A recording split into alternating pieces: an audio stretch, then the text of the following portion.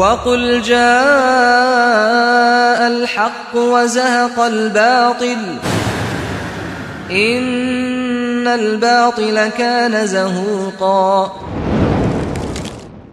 Özümüzü kiçik şirk olan və bəzi təhlükəli sözlərdən necə qoruya bilərik?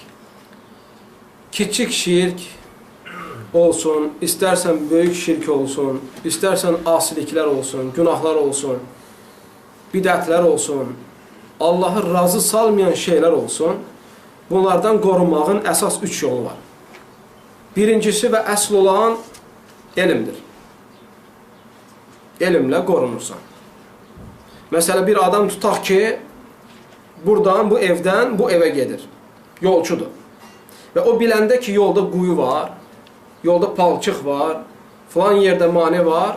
O bildikdən sonra artıq onlardan uzaq gəzir. Nə quyuya düşmür, nə palçığa düşmür, nə də təhlükəli yerə sürmür. Çünki artıq yoldan xəbəri var. Və elmdə elədir. Kiçik şirkdən, böyük şirkdən, günahlardan, bidətlərdən qaçmağın üçün sən elm öyrənməlisən. Çünki bilmədiyin bir şeye düşmə ehtimalı var. Hüzeyfət ibn-i Yəməni radiyallahu anh deyir ki, hər kəs Rasulullah'dan gəlib xeyr haqqında soruşurlardı.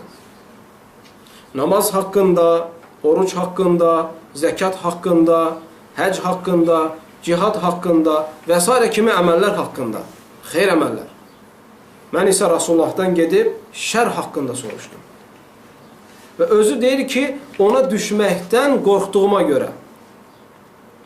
Yəni, bugünkü gündə biz bildikdən sonra ki, şirk var, təhlükəlidir, günah var, təhlükəlidir və bidət var, təhlükəlidir. Bunu bildikdən sonra onu öyrənməmiz lazımdırmı?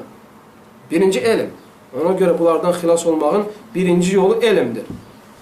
Onun ikinci yolu şirkdən və günahdan və bidətdən uzaq adamların oturub durmaqdır.